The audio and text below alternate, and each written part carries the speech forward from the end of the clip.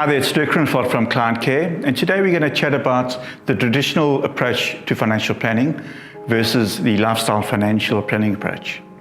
In the traditional approach, let's say you inherited a lot of money or you won the lotto and you went to a financial planner. The chances are that they'd give you a risk profiling questionnaire, or they would simply risk profile you. And they would either put you into a high, medium, or a low risk category based on how you fill in their questionnaire, or simply by saying, well, hang on, if you're 25, you're high risk. If you're 40, you're medium risk. And if you're 70, you're low risk. So once you would have been categorized as either high, medium, or low risk, the next step would be to look at the asset allocation. And if you are high risk, you'd be looking at a portfolio where you're probably 100% equity versus low risk, where you would have a far lower percentage of equity and more conservative assets like bonds and cash and property.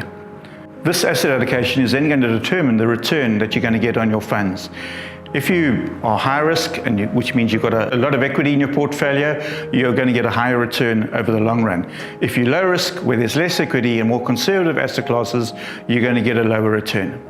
So the return that you then achieve, or your assets achieve over your lifetime, is then going to determine the lifestyle that you ideally are able to lead. So if you're in a high risk category and you got a great return, you would probably be able to live a higher lifestyle than if you were in more conservative assets. We feel this approach is fundamentally flawed because it's all dependent on how someone boxes you one day, or how you ask certain questions would be based on the way that you felt that day. And it's not really got anything to do with what you as a client need your money to do for you. So the lifestyle financial planning approach that Client Care uses is different to this. Here we first start off with you, the client. What is the lifestyle that you currently lead? What are the things that you do? How do you live currently? And then what are the things that you want to do in the future? What are your values? What's important to you? And we uncover this. We look at this first.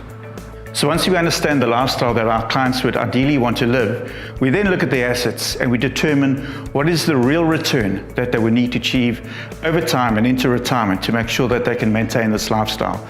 We talk about a real return here, which is all that's important. It's a return over and above inflation. Once we know the return that your funds need to achieve in order for you to live your ideal lifestyle, we then know the asset allocation that is going to deliver us this return over time. So if it was a higher return that you would need more equity in that portfolio. So the asset allocation that we've worked out that you need to achieve the return, to achieve the lifestyle, then has risk associated with it. A fairer word would probably be volatility, because risk indicates that you could lose all your money, and we would never advocate our clients investing in these kinds of investments. But volatility talks to the ups and downs that you could experience over different periods of time. If our clients are unhappy with the risk or volatility that they need to be exposed to achieve their lifestyle, we go back to their lifestyle and sit down and work out what are the trade-offs that they would need to make to be comfortable on this side over here. So these could be things like keeping your car for a little bit longer, or driving a less expensive car, going on a holiday less or on a cheaper holiday, working longer or saving more. By using this approach, we help our clients understand what they really need versus what they might just want, and thereby achieving their ideal lifestyle and living their lifestyle dreams.